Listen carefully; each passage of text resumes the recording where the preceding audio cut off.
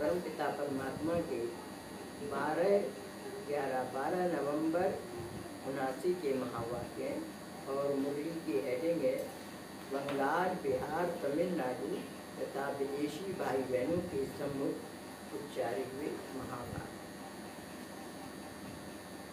आज चारों ओर के लवली बच्चों के स्नेह के साथ अमृत वेले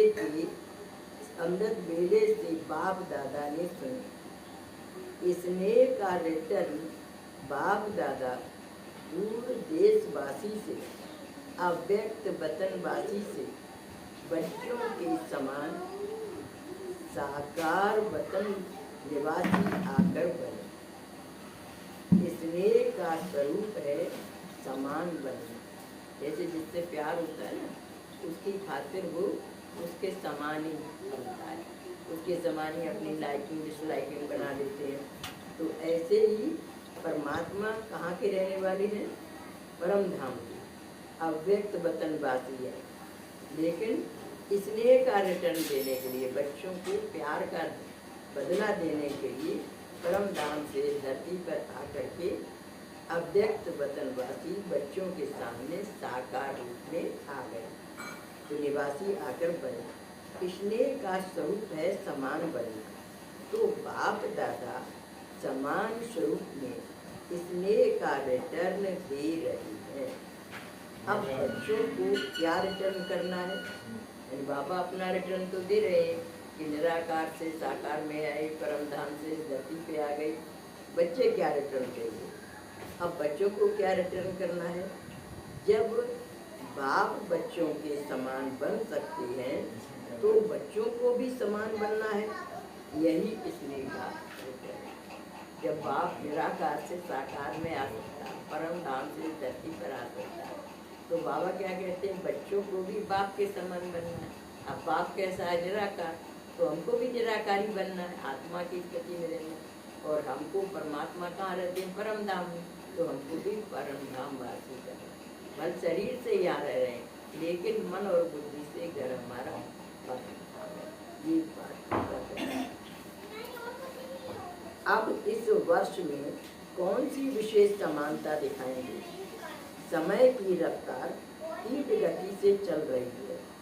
बाप दादा भी सर्व के प्रति, सर्व सृष्टि की आत्माएं बाप दादा और आप सर्व परम पूज्य आत्माओं के प्रति संकल्प द्वारा भिन्न भिन्न रूप से एक अर्जी रख रही है। उस अर्जी को पूर्ण करने वाले आत्माओं की अर्जी की आवाज सुनते हो। यानी बाबा पूछ रहे हैं कि बच्चे जो विभिन्न प्रकार की अर्जी रखते हैं, उसकी आवाज सुनते हो। तो अमृत वेले का महत्व बता रहे। अमृत वेले का महत्व क्या है? अमृत वेले चारों ओर के तमोगुणी वातावरण का या वाइब्रेशन की वायुमंडल में प्रायालोक स्थिति का समय होता है, अर्थात तमोगुण का प्रभाव दबा हुआ होता है। ऐसे समय पर सहज ही पुकार और उपकार होता है। पुकार सुनना भी सहज है, उपकार करना भी सहज है, वरदान लेना भी सहज है और दान देना भी सहज है। क्योंकि वातावरण वृत्ति को बदलने वाला होता है, क्योंकि वातावरण शांत होता है तो बदलने वाला होता है, तो इसलिए वहाँ पर सहज हो जाता है। तो वरदान लेना भी सहज है और दान देना भी सहज है, क्योंकि वातावरण वृत्ति को बदलने वाला होता है। ऐसे समय पर आप सर्व वरदानी आत्माओं को स्वयं की स्थिति को बाप की विशेष वरदानों की छत्र छाया के कारण बाप के समान संपन्न और दातापन की होती है। कि बाबा पूछ रहे हैं, जैसे बाबा अमृत वेले लिबरल होता है, वो अमृत वेले का समय परमात्मा ने खास अपने बच्चों के लिए रखा है, क्योंकि सारा संसार उस समय सोया होता है। 5 बजे से फिर क्या है, भगत लोग जग जाते हैं और भगत लोग फिर मंदिरों में जाकर घंटियाँ बजाते हैं, तो फिर भगवान को उनको देखना पड़ता है। लेकिन उस समय जो 3:30 बजे से 4 बजे तक का समय है, उस समय 5 बजे तक का समय है, उसमें सारे संसार की आत्माएं सोई होती हैं। तो वो खास समय परमात्मा ने अपने बच्चों के लिए रखा। तो परमात्मा उस समय लिबरल होता है, लिबरल माने उदार होते हैं, कोई दूसरा काम नहीं है, जो बच्चे मांगते हैं तो परमात्मा दे देते हैं। तो बाबा कह रहे हैं कि वरदान लेना भी सहज है और दान देना भी सहज है, क्योंकि वातावरण वृत्ति को बदलने वाला होता है। ऐसे समय पर आप सर्व वरदानी आत्माओं को स्वयं की स्थिति भी बाप की विशेष वरदानों की छत्र छाया के कारण बाप के समान संपन्न और दातापन की होती है। जैसे बाबा उस समय दाता होता है, देने वाला है, तो ऐसे हमें भी उस समय जिस किसी को सकाश देना है, जिस किसी के लिए शुभ वाइब्रेशन देने हैं, उस समय देना चाहिए। तो दातापन का होता है आपका। ब्रह्मलोक के निवासी बाप विशेष रूप से ज्ञान सूर्य की लाइट और माइट की किरणें विशेष बच्चों को वरदान रूप में देते हैं। ब्रह्मलोक के निवासी यानी परम धाम के रहने वाले बाबा विशेष रूप से ज्ञान सूर्य की लाइट और माइट की किरणें, ज्ञान सूर्य परमात्मा को कहते हैं, तो अपनी लाइट माने प्रकाश और माइट माने शक्ति की किरणें विशेष बच्चों को वरदान रूप में देते हैं अमृत के लिए। इसलिए इस समय को ब्रह्म मुहूर्त का समय कहते हैं। इसलिए उसका नाम ही क्या कहलाता है, ब्रह्म मुहूर्त, क्योंकि परमात्मा उस समय दाता बन के बच्चों को देते हैं। क्या इस समय पर आप स्वयं को सारे दिन की श्रेष्ठ स्थिति व कर्म का मुहूर्त निकालते हो? यानी आप भी इस समय क्या सोचते हो, सारे दिन में आज क्या करेंगे, मुहूर्त बनाते हो? जैसा मुहूर्त निकालना चाहो वह निकाल सकते हो। साथ साथ अव्यक्त वतनवासी ब्रह्मा बाप भाग्य विधाता के रूप में इस अमृत बेले भाग्य अर्थात अमृत वाटते हैं।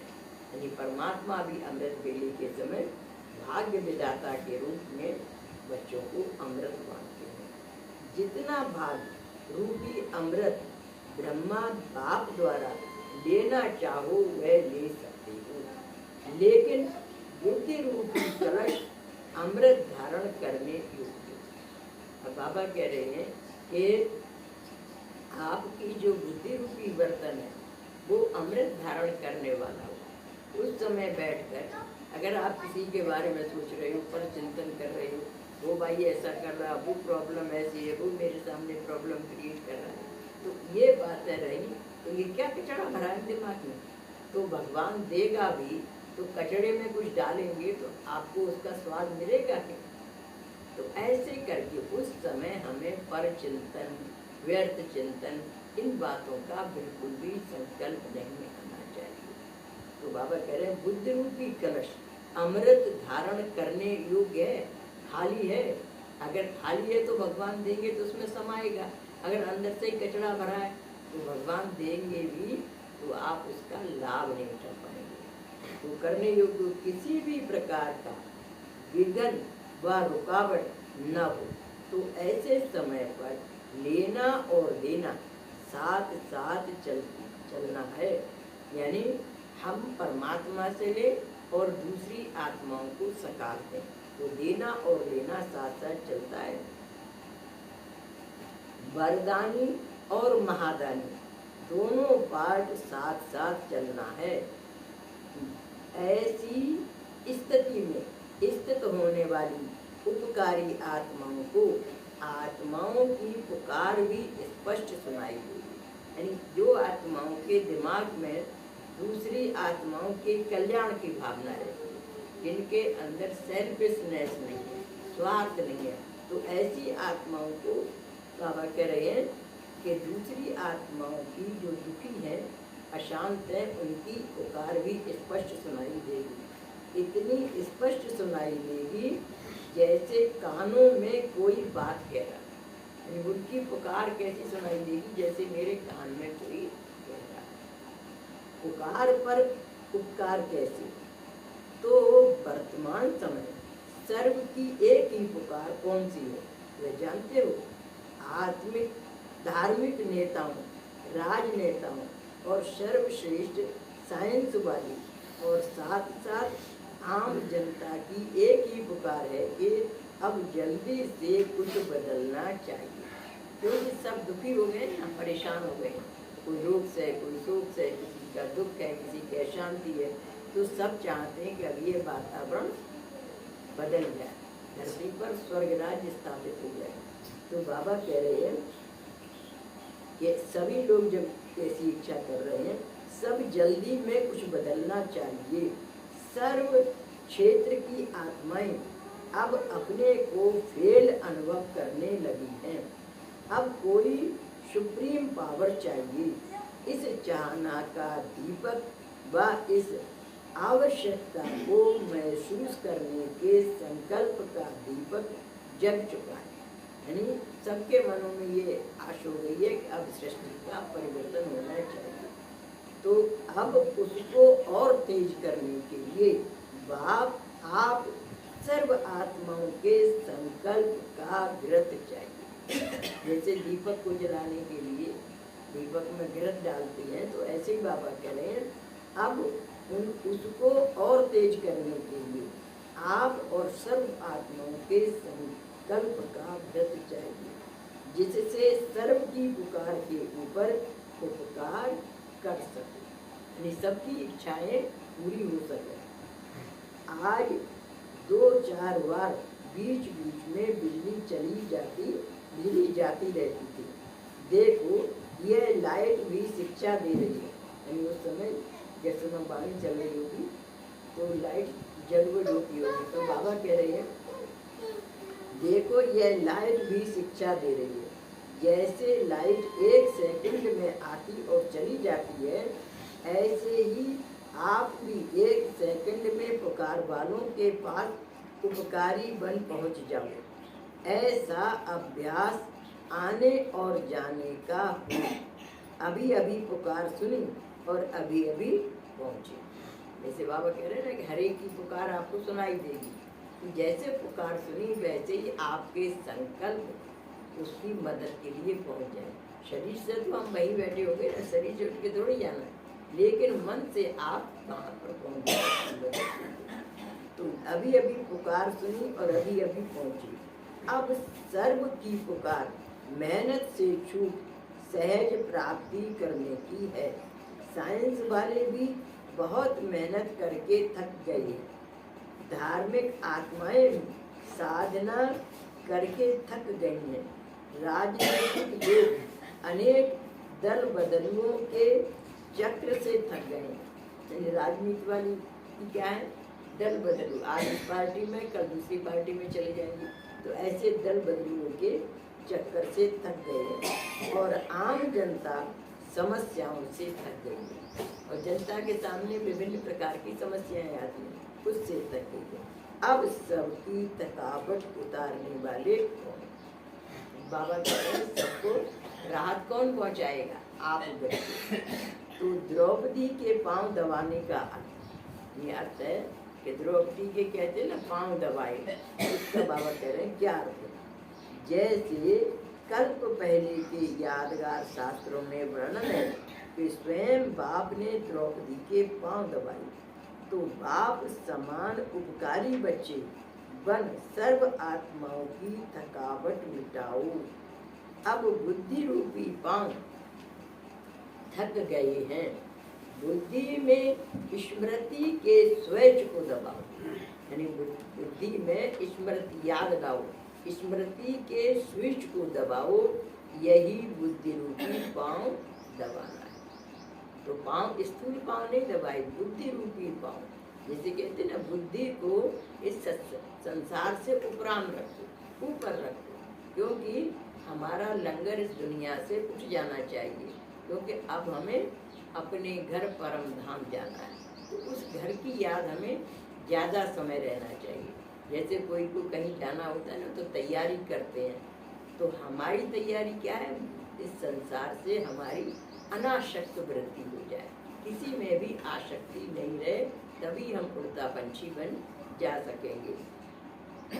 तो बुद्धि में स्मृति के स्विच को दबाओ, यही बुद्धि रूपी पांव दबाना है। अब सुना, इस वर्ष क्या करना है, 1 सेकंड में झलक और फरिश्तेपन की फलक दिखाओ। यानी जो हमारे अंदर की है पोजीशन, वो झलक सबको दिखाई दे।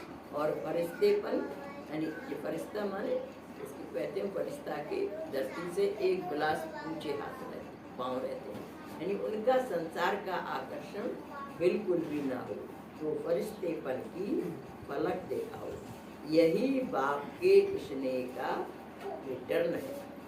अन्य आत्माओं की समस्याओं का समाधान स्वरूप बनने के लिए स्वयं की समस्याएं स्वतः ही समाप्त हो जाएंगी।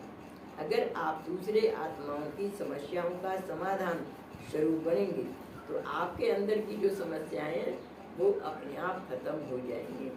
इसलिए अब समाधान स्वरूप, यानी समस्या लेके मत बैठो, मेरे लिए ये समस्या वो समस्या, समाधान स्वरूप बनो। 1 वर्ष में ऐसा स्वरूप परिवर्तन किया है ना, विश्व परिवर्तक, स्वयं के परिवर्तक बन चुके हैं ना। ये साइन ऑफ इंट्रोगेशन है, बाबा पूछ रहे हैं कि विश्व के परिवर्तन करने वाले बच्चे, आप स्वयं के परिवर्तक बन चुके हैं, बा अभी भी बनना है या अभी भी बनना है, बनना है या बनना है या अब विश्व सेवा करनी है। अब सेवा करने का समय है, लेने के साथ देने का समय है। एक ही संकल्प में लेना और देना है, यानी परमात्मा से लेना है और दूसरी आत्माओं को देना है, तो एक ही संकल्प में लेना और देना है। ऐसा फास्ट स्पीड चाहिए। फिर अंतिम सीजन और उसकी तैयारी, इंतजार तो किया लेकिन इंतजाम भी किया। इंतजार किया बाप के आने का, और बाप आकर क्या देखेंगे, इंतजाम। इंतजाम माने व्यवस्था आपने क्या की है, कोई ऐसा इंतजाम किया जैसे यहाँ स्थूल सीजन का इंतजाम करते हो, सेवाधारी तैयार करते हो, सामग्री तैयार करते हो कि किसी को भी कोई तकलीफ ना हो। माउंट आबू में ये प्रोग्राम आते हैं तो 4-5 महीने पहले ही भाई का वहाँ से फोन आया कि बहन जी आपको इतने माताओं को और इतने भाइयों को लेके आना टर्न में। तो हमने कहा भाई जी इतने महीने पहले आप कह रहे हो, तो बोले बहन जी हमें तो इंतजाम करना पड़ता है ना पहले से, लास्ट टर्न था हमारा, लेकिन उन्होंने कहा कितने महीने पहले आया था, इतनी संख्या बताई उन्होंने, इतने भाई इतनी माताओं। मेरा यही प्रश्न था कि इतने महीने पहले आप कर, बोले हमें तो सबका इंतजाम करना पड़ता है ना, तो उनको तो सारा इंतजाम करना पड़ता है क्योंकि हजारों भाई बहन आते हैं, तो खाने का, राशन का, व्यवस्था का मतलब और ठहराने का सारी व्यवस्था करनी पड़ती है, सेटिंग करनी पड़ती है ना, किसको कहाँ कहाँ लगाना सेवा पे। तो इसलिए बाबा कह रहे इसका इंतजाम करते हो। तो वैसे ही बाबा पूछ रहे हैं जैसे यहाँ स्थूल सीजन का इंतजाम करते हो, सेवाधारी तैयार करते हो, सामग्री तैयार करते हो कि किसी को भी कोई तकलीफ ना हो, समय व्यर्थ ना हो, कहीं क्यू में खड़ा न रहना पड़े, इसके लिए सब साधन अपनाते हो। यह तो है ब्राह्मणों का मधुबन और सीजन, मधुबन की सीजन, लेकिन अब अंतिम सीजन कौन सी आने वाली है, सर्व आत्माओं की गति सरगति करने की सीजन आने वाली है। यानी अभी तक तो क्या है, ये माउंट आबू जाते तो केवल ब्राह्मण बच्चे, हम सब क्या है, ब्राह्मण बच्चे डिसिप्लिन्ड है, समझदार है, पढ़ रहे हैं ज्ञान में, लेकिन अभी जो भेड़ चाल वाली आएंगी अज्ञानी आत्माएं, तो उनकी चाल चलन कैसे होगी, जल्दी दो जल्दी करो, गड़बड़ी वाली होंगी ना, क्योंकि उनको तो इतनी रेजिडेंस पावर है नहीं उनके अंदर कि शांति से बैठ के इंतजार करें। तो बाबा कह रहे अभी सर्व आत्माओं की गति सदगति करने की सीजन आने वाली है, उसके लिए साधन अपनाए हैं क्या? यानी उस भीड़ का मुकाबला कैसे करेंगे? साधन अपनाए हैं क्या? तड़पती हुई आत्माओं का को क्यू में खड़ा करने का कष्ट नहीं देना है। अब जो आत्माएं कोई दुखी है, अशांत है, तो उनको लाइन में खड़ा करेंगे?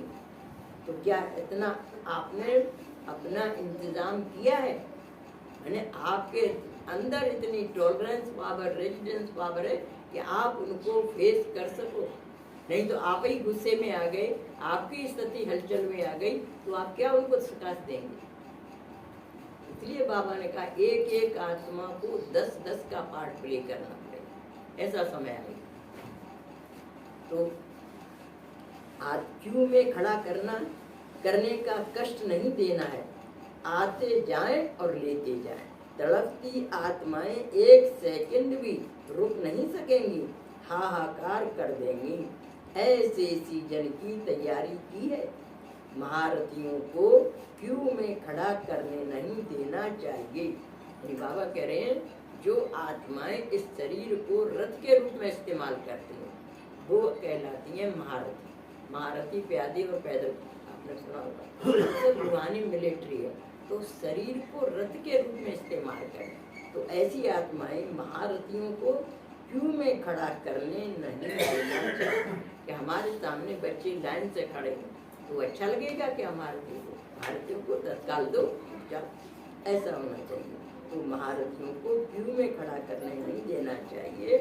और लूले लंगड़े ऐसी आत्माओं को क्यू में क्या खड़ा करेंगे।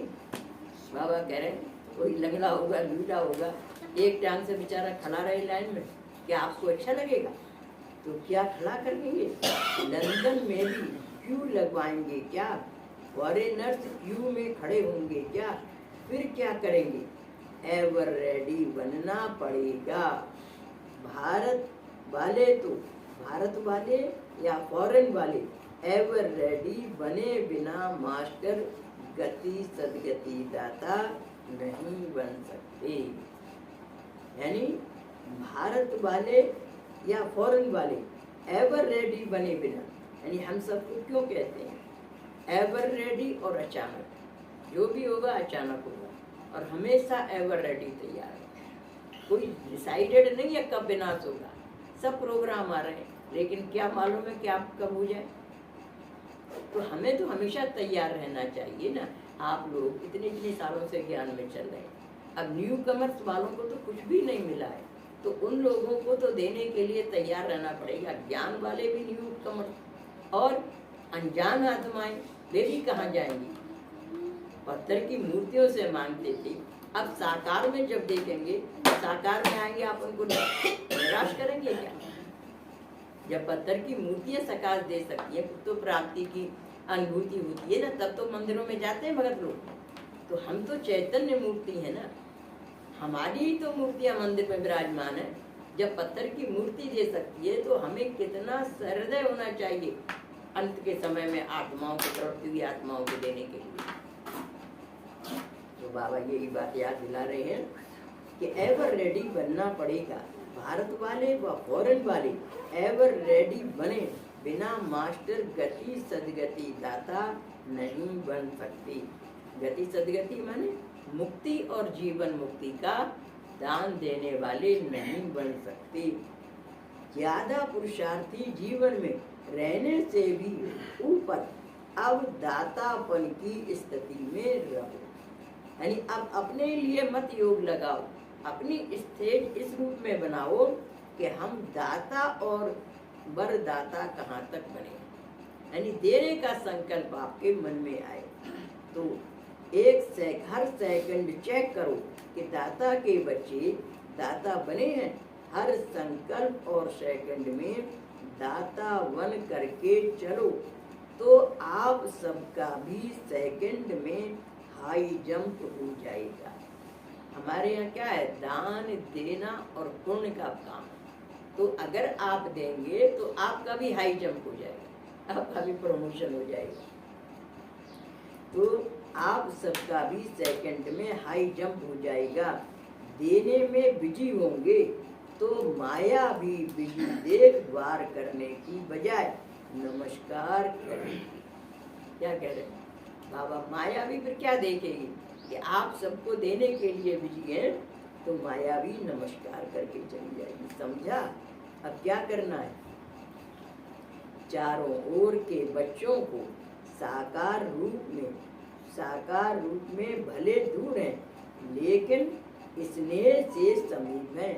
ऐसे स्नेही और समीप बच्चों को बाप दादा समान भय के वरदान से, बाप दादा समान भव के वरदान से याद का रिटर्न दे रहे हैं।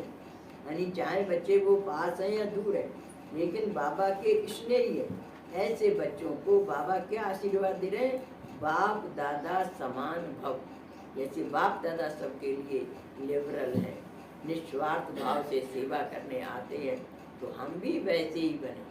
किसी से भी प्रतिफल की चाहना नहीं रखें, मेरा नाम मान शाम करे, मेरी महिमा करे।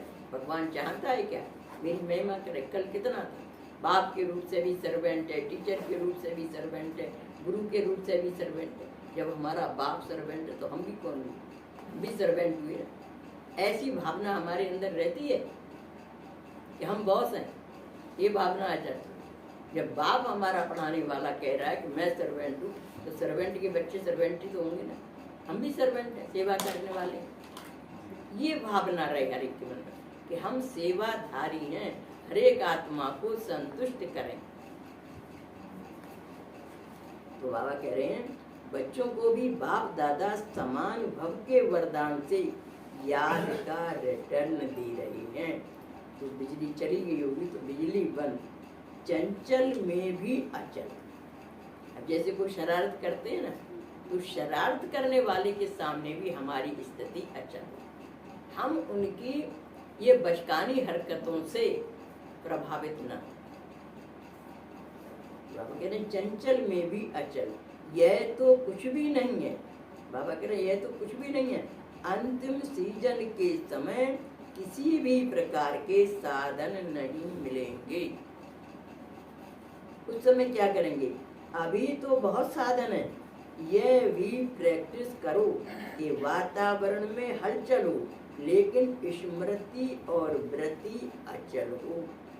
जरा भी वह यह हलचल न हो कि अब यह क्या हुआ, यह प्रैक्टिस हो रही है क्या। यानी आपके पास साधनों का अभाव भी होगा, उस समय भी आपकी स्थिति चलायमान ना हो, चंचल ना हो, चलायमान ना हो। क्या करें, लाइट चली गई, अब क्या करें, ये प्रॉब्लम आ गई। हर सर्कमस्टांस के लिए, यानी हर परिस्थिति का फेस करने के लिए हम मेंटली प्रिपेयर हैं। कुछ भी परिस्थिति आ जाए, हम हर एक का सामना कर सकते हैं। तब बहादुरी हुई ना। और हम भी बच्चों की तरह से रोने बैठ जाए कि भैया आप ये प्रॉब्लम आ गई, क्या करें, भैया ये प्रॉब्लम आ गई, क्या। तो हम लोगों में अंदर क्या हो रहा है? कितना प्रौढ़, इतना सक्षम परमात्मा हम बच्चों को बना रहे हैं कि कोई भी चीज हमारे संकल्पों में उतार चढ़ाव ना ला सके। इसको कहा जाता है एक रस स्थिति। ये बनाने की प्रैक्टिस करनी है सब। छुई मुई का फूल नहीं बनना है कि हमें डांट दिया, हमसे ये कह दिया, वो कह दिया। अरे क्या आपको हाथ कोई वो करता, हाथापाई होती है? नाजुक नेचर नहीं, बोल्ड बनो। हर चीज को फेस करने की आदत होनी चाहिए। तो जरा भी ये हलचल ना हो कि ये क्या हुआ, ये प्रैक्टिस हो रही है क्या। बाप दादा को भी ड्रामा अनुसार पुरानी दुनिया की कोई तो सीनरी दिखाएंगे ना। बाप दादा को भी ड्रामा अनुसार पुरानी दुनिया की कोई तो सीनरी दिखाएंगे ना। अच्छा, ऐसे ही सदा उपकारी, हर सेकंड मास्टर, गति सदगति दाता, शक्तियों के भंडार से भरपूर, अकुट खजाने के दाता, सर्व आत्माओं की थकावट मिटाने वाले अथक सेवादारी ऐसे बाप समान समीप बच्चों को बाप दादा का याद प्यार और नमस्ते। ऐसा श्रेष्ठ बनाने वाले बाप दादा को हम रूहानी बच्चों का याद प्यार, गुड मॉर्निंग, नमस्ते नमस्ते नमस्ते, हम सब हैं हंसते। विदेशी लोगों से बाबा बात कर रहे हैं।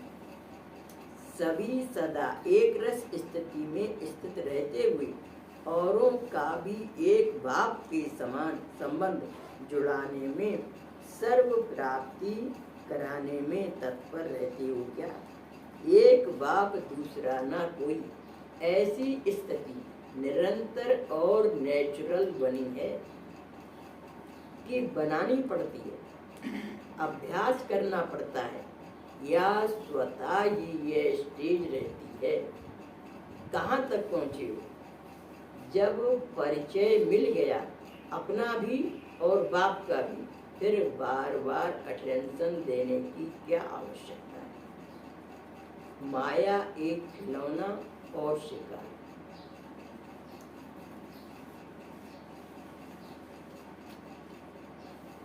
माया तंग करती है क्या? अब नमस्कार करने का समय है, न कि वार करने का। क्या अभी तक माया का वार होता है? समय प्रति समय जैसे स्टेज आगे बढ़ती जा रही है, अब माया का वार नहीं होना चाहिए। अगर माया आए भी तो उसे खेल समझकर देखो। ऐसे अनुभव हो जैसे साक्षी होकर हद का ड्रामा देखती है। ऐसे इस माया के खेल का ड्रामा देखो तो बहुत मजा आएगा, फिर घबराएंगे नहीं। तो ऐसी स्टेज अभी होनी चाहिए। कैसी भी विकराल रूप से माया आए, लेकिन आप उसको खिलौना समझेंगे तो वह खेल हो जाएगा। जैसे शिकारी शिकार करता है, उसमें भी वार होता है, लेकिन शिकार समझने के कारण वह घबराता नहीं है, खुश होता है। आप सब भी माया के शिकारी हो। शिकारी कभी डरते नहीं, घबराते नहीं, खुश होते हैं। इस बार मधुबन में यह दृढ़ संकल्प करके जाओ कि सदा खिलाड़ी बन करके खेल खेलेंगे, ताकि विदेश से माया वार करने की बजाय नमस्कार करना शुरू कर दे। ऐसे विदेशी संकल्प करते हैं।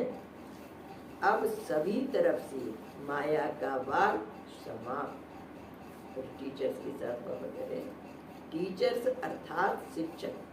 बाप भी शिक्षक के रूप में पाठ बजाते हैं। तो शिक्षक बाप समान मास्टर वर्ल्ड शिक्षक हुए। जैसे बाप विश्व का शिक्षक है, सिर्फ भारत का नहीं या सिर्फ फॉरेन का नहीं है, पूरे विश्व का है। ऐसे मास्टर शिक्षक अर्थात बेहद के शिक्षक। तो जो बेहद के शिक्षक हैं, उन्हों का नशा क्या हो? बेहद का नशा, बेहद की खुशी, बेहद की प्राप्ति और बेहद की प्रॉब्लम। तो ऐसी टीचर्स होना, क्योंकि जैसे बाप का टाइटल मिला है, तो टाइटल के प्रमाण कर्तव्य और गुण भी वही होंगे ना। तो बेहद में रहती हो क्या? स्थिति भी बेहद की, देहाभिमान हद की स्थिति हुई। अगर देहाभिमान है, शरीर का अभिमान आ गया, तो क्या हो गई? हद की स्थिति हुई। देहाभिमानी बनना यह है देही अभिमानी बनना, यानी आत्म अभिमानी बनना यह है बेहद की स्थिति। देहाभिमान में आएंगे तो अनेक प्रकार की हदें हैं। मैं फीमेल हूँ, यह भी हद है ना। इसी प्रकार देह में आने से अनेक कर्म के बंधनों में हद में आना पड़ता। जब देही यानी आत्मा बन जाते हो तो ये सब बंधन खत्म हो जाते हैं। तो स्थिति भी बेहद की अर्थात देही अभिमानी रहे, यानी सोल कॉन्शियस रहे। टीचर्स अर्थात बेहद में रहने वाली, टीचर्स अर्थात बंधनों से मुक्त रहने वाली। जैसे आप लोग भी कहते हो कि बंधन मुक्त ही जीवन मुक्त, तो जो बेहद की स्थिति में रहने वाले होंगे वह बंधन मुक्त जीवन मुक्त होंगे।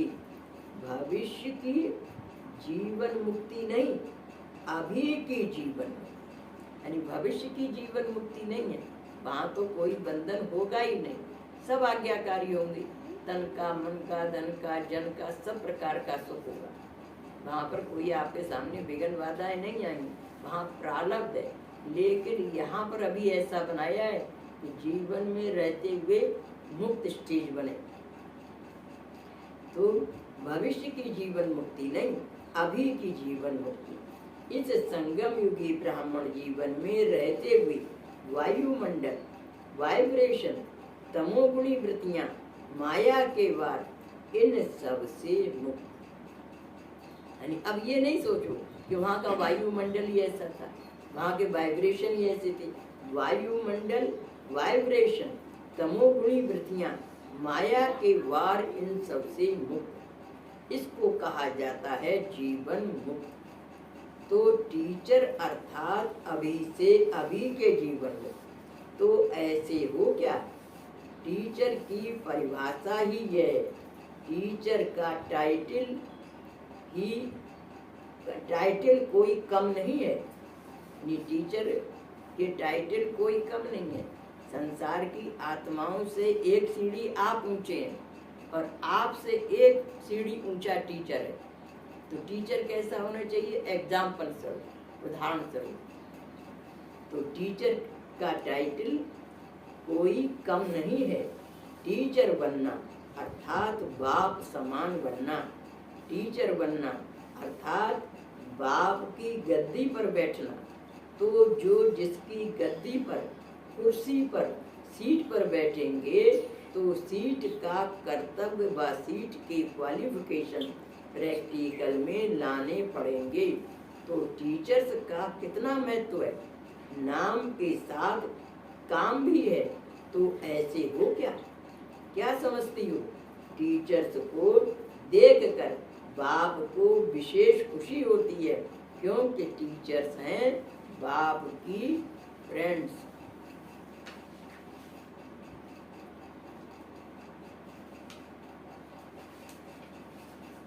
बाप की फ्रेंड्स।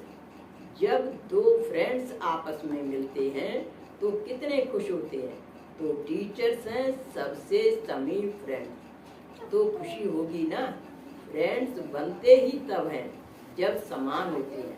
तो समान होना, जो इस समय समान बनते हैं वही भविष्य में भी ब्रह्मा बाप के साथ साथ सर्व जीवन के विशेष पार्ट में भी साथ रहती हैं। जैसे फ्रेंड्स हर कार्य में सदा साथ साथ रहते हैं ना, तो जो ऐसे समान टीचर बनते हैं वह शुरू से साथ पढ़ेंगे, साथ खेलेंगे और फिर साथ में ही राज्य करेंगे।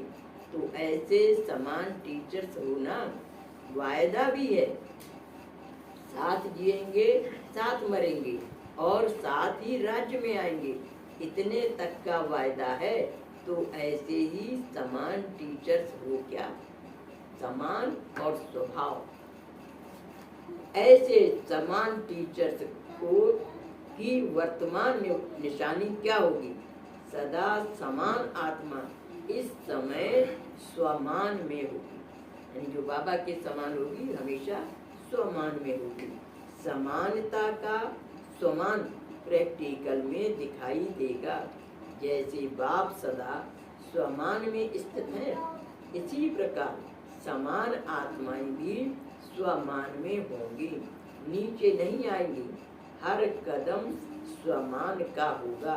तो स्वमान को देखने से ही सबके मुख से निकलेगा, यह तो स्वमानधारी बाप समान है, स्वमान ही उनका सिंहासन होगा।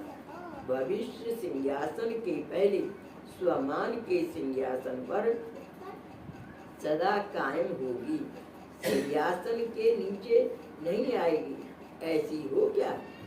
बाप तो हरेक को इसी श्रेष्ठ नजर से देखते हैं। अच्छा, सभी संतुष्ट हो क्या? जहाँ भी हो वहाँ संतुष्ट हो क्या? सदा संतुष्ट रहना यह भी टीचर की विशेष क्वालिफिकेशन है। टीचर का मुख्य गुण ही है सदा संतुष्ट रहना और सदा संतुष्ट करना। यानी अपने आप ही सेटिस्फेक्शन नहीं हो, दूसरों की कोई बात भी हो तो उसको भी ऐसी वाणी बोले कि वो भी संतुष्ट हो जाए। सदा संतुष्ट करना। अगर कोई कहे तो मैं तो संतुष्ट हूँ, दूसरे को संतुष्ट नहीं कर सकती, तो यह भी टीचर की योग्यता के विरुद्ध है। टीचर्स का कर्तव्य है संतुष्ट करना।